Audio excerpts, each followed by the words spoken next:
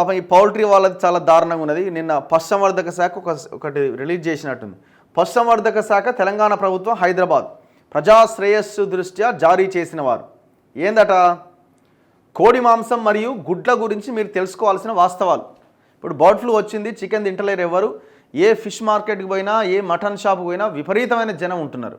ఇలా మటను 800 ఉండే అటు ఇటుగా 1000 రూపాయలు దాటిపోయింది.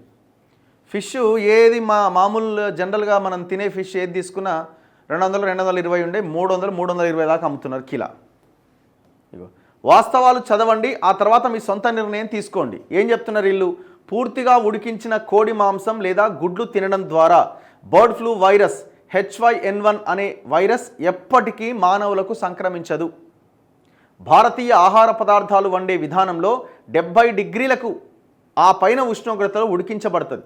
తద్వారా బర్డ్ ఫ్లూ వైరస్ కూడా నశిస్తుంది. ఒకవేళ దానికి వైరస్ ఉన్నా మనం 100 డిగ్రీ సెంటీగ్రేడ్లో దాన్ని ఉడికిస్తాం కాబట్టి అది బతకడానికి అవకాశమే లేదు.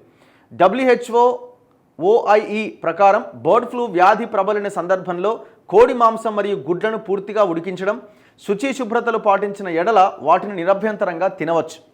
పచ్చి గుడ్లను, ఉడకని కోడి మాంసాన్ని తినకండి. సో అదొక్కటి చెప్తున్నారు.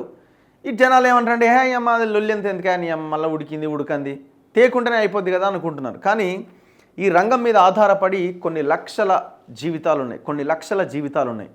చిన్న చిన్న చికెన్ షాపులు పెట్టుకున్న వాళ్ళు, పౌల్ట్రీ ఫీడ్ అందించేటువంటి కార్మికులు, ఇట్లాంటి వాళ్ళు, ఈ కోళ్ళ ఫారమ్స్లో పనిచేస్తున్నటువంటి కార్మికులు, వీళ్ళంతా పాపం రోడ్ల మీద పడ్డారు.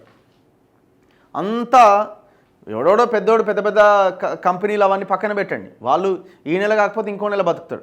వాడు ఒకవేళ నష్టపోయినా మళ్ళీ అది కార్మికుల మీదనే తీస్తాడు. ఇగో భారతీయ వంటకపు విధానంలో నమోదయ్యే ఉష్ణోగ్రతలట, ఫ్రై చేస్తే 150 డిగ్రీల పైన మనం ఫ్రై చేస్తామట.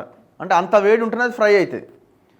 ఒక బాయిల్డ్ ఎగ్ 100 డిగ్రీ సెంటీగ్రేడ్ దగ్గరనే అది ఎగ్ బాయిల్ అవుతుంది.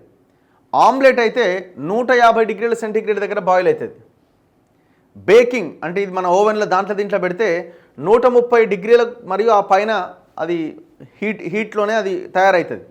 తందూర్ 240 డిగ్రీల సెంటీగ్రేడ్ ఆ పైనట. కర్రీ ఏదైనా కూర వండితే 140 డిగ్రీలు మరియు ఆ పైన.